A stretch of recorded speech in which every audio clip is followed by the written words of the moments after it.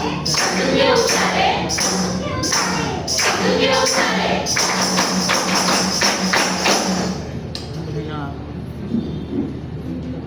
हो मंडळी, ऐकताय ना?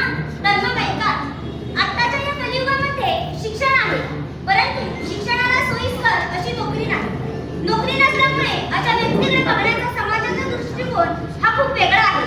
त्यामुळे त्याच्या मानसिकतेवर ताण निर्माण होतो. भूक न लागणे, झोप न लागणे, एकटा राहणे, आत्महत्येचे विचार मनात येणे अशी चिन्ह लक्षणे दिसून येतात.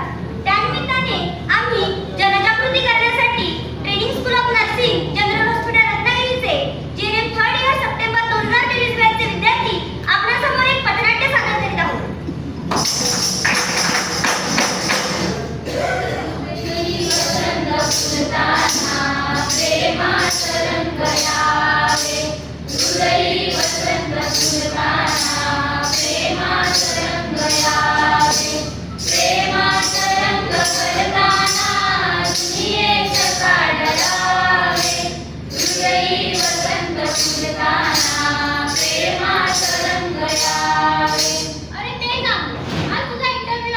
हो, मला या नोकरीची खूप गरज आहे.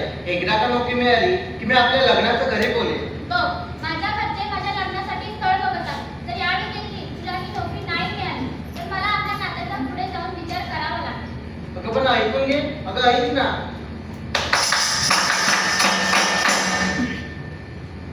चला तर मंडळी, यश आला आहे इंटरव्ह्यूसाठी. पाहूया तिथे त्याची निवड होते का ती. मॅडम आज येऊ? हो या ना. तुम्हाला या कामाचा काही अनुभव आहे का? नाही.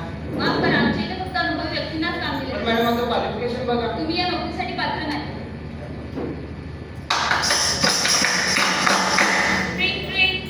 हॅलो. मिळाली का तुला नोकरी? नाही ग, नाही मिळाली नोकरी. तुझ्या पुढे भविष्यात काहीच नाही होऊ शकत. मला आता तुझ्यासोबत काय राहायचं? हॅलो हॅलो, ऐक ना. हॅलो.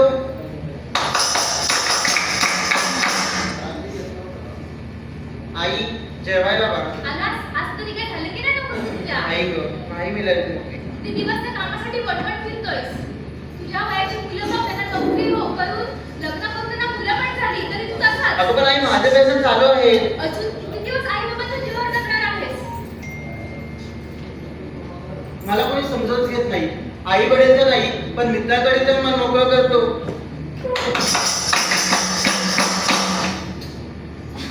पाहिलं ना मंडळी, नोकरी नाही म्हणून प्रियसी सोडून गेली. घरातल्यांनी देखील समजून घेतलं नाही. आता यश आला आहे आपल्या मित्रांकडे. पाहूया ते तरी समजून घेतात का ते. अरे ते यशचा इंटरव्ह्यू होता ना? हो ते पुढे काय तरी तसं. काय बाबा भेटली का नोकरी? अरे आई बाबा जमले, आता तू सुरू. अरे पण झालं तरी काय? अरे इंटरव्ह्यूला गेलो होतो पण रिजेक्शन मिळालं. अरे मी तर तुला नेहमीच आहे. नाव फक्त येत आहे. रस्ते तुला मिळतच नाही. अरे घरातले तर बोलतात तुम्ही ते सोडा. बरं ते जाऊ दे. स्वप्न सुंदरचं काय झालं अरे तुझ्या? काय विचारतोस तू पण? ज्याला नाही नोकरी त्याच्यासोबत कशी राहणार सुखी? अरे मला नाही याच्या परिस्थितीवर एक गाणं कोणतं बरं? जग सुना सुना लागे, जग सुना सुना लागे, कोई रहे ना जब अपना. जग सुना सुना लागे, जग सुना सुना लागे, कोई रहे ना जब अपना. मी तुला सोडून जाईन, मी तुला सोडून जाईन. तुम्ही या नोकरीसाठी पात्र नाही. You are rejected, you are rejected. तुझ्या आयुष्यात काहीच होऊ शकत नाही, काहीच करू शकत नाहीस तू. तुझं नाव फक्त यश आहे. यश काय तुला मिळतच नाही. याच्यात किती असते तर कधी जीव दिला असता, जीव दिला असता, जीव. वहिनी, ओ वहिनी, काय बोलताय वहिनी? हे घ्या पेढे, माझ्या मुलाला नोकरी लागली. अभिनंदन. आणि तुमचा पण मुलगा गेला होता ना इंटरव्ह्यू साठी? हो गेलेला, पण ते नोकरीचं झालं नाही. ते बरं जाऊ दे, मी चालले, मला पेढे वाटायचे. बघितलंस बाबू, त्या बाजूला संकेतला पण नोकरी मिळाली. तो तुझ्यापेक्षा लहान आहे. अगं पण आई माझे प्रयत्न चालू आहेत. कसले टोपल्याचे प्रयत्न करतोस?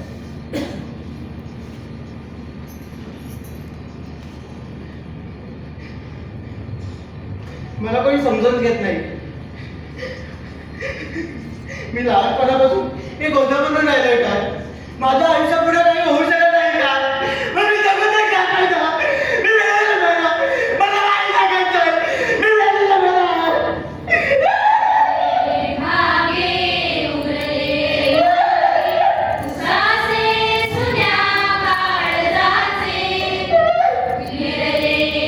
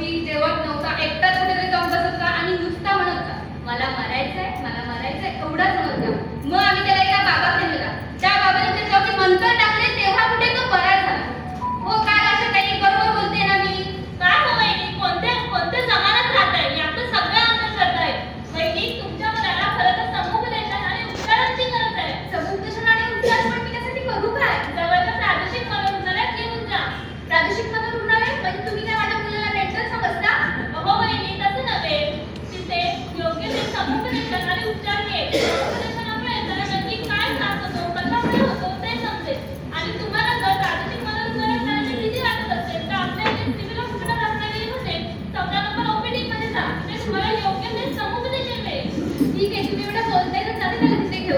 बरं बाई, येते.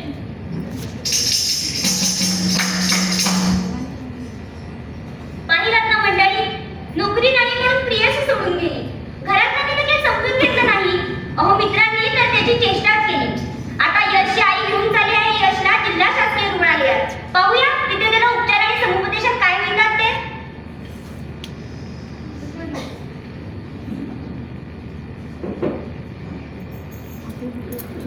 डॉक्टर आते हो या ना. नमस्कार डॉक्टर. नमस्कार. काय होतं याला? अहो हा रात्री झोपत नाहीये, जेवत पण नाहीये, कुठेतरी एकटाच जाऊन बसतोय, कोणामध्ये मिसळत पण नाहीये, कशातच त्याचं लक्ष नाहीये आणि मला मरायचंय एवढंच बोलतोय. काय करू डॉक्टर? बाळा तुझं नाव काय आहे? तुझं वय? तुझं शिक्षण किती झालंय? बघितलं, हा असा शांत असतो नुसता. दोन लोक बोलतात ते तुझ्याबद्दल बोलतात असं वाटतं का? कोण वाईटावर आहे का? कोणी करणी केल्यासारखी वाटते का? ही एक गंभीर मानसिक परिस्थिती आहे. या आजारामध्ये तो स्वतःच्या जीवाला हानी पोहोचवतो. त्याला देखरेखीखालील उपचार बिघडत आहे. तुम्ही याला हॉस्पिटलला ऍडमिट करा. ठीक आहे डॉक्टर.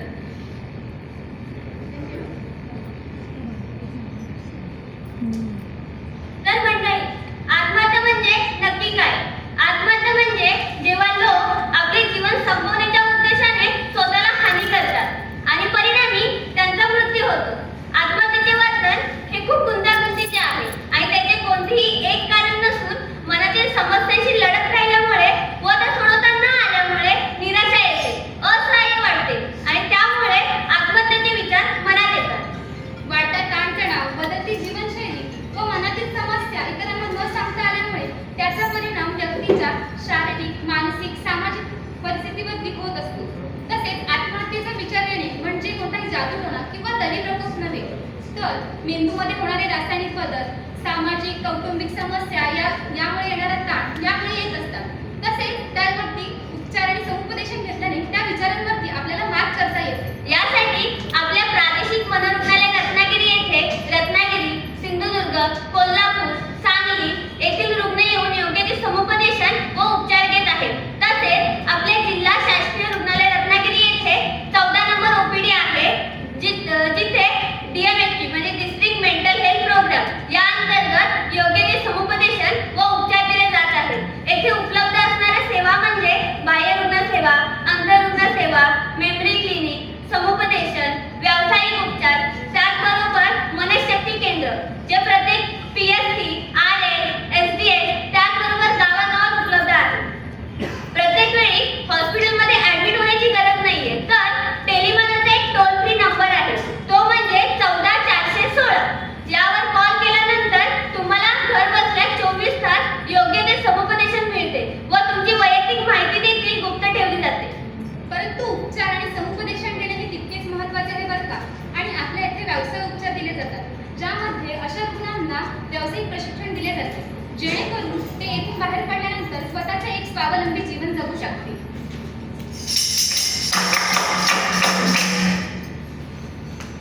पाहिलात ना मंडळी, यशला खरी गरज होती ती समुपदेशन आणि उपचाराची. समुपदेशन आणि उपचार मिळाल्यामुळे आता यश बरा झाला आहे. अरे इथं सांगतो गोष्ट तुम्हाला मानसिक आरोग्याची, धावपळीच्या आयुष्यात चुकलो वाटा आरोग्याची. अहो कोण जाणे कसा मनाची घालणे या जीवाची, साठणे या नाभवती वादते रक्तदासाची. अहो असह्य वाटे जीवनी जेव्हा साध पुन्हा घालूनी, कसली चिंता असेल जेव्हा साध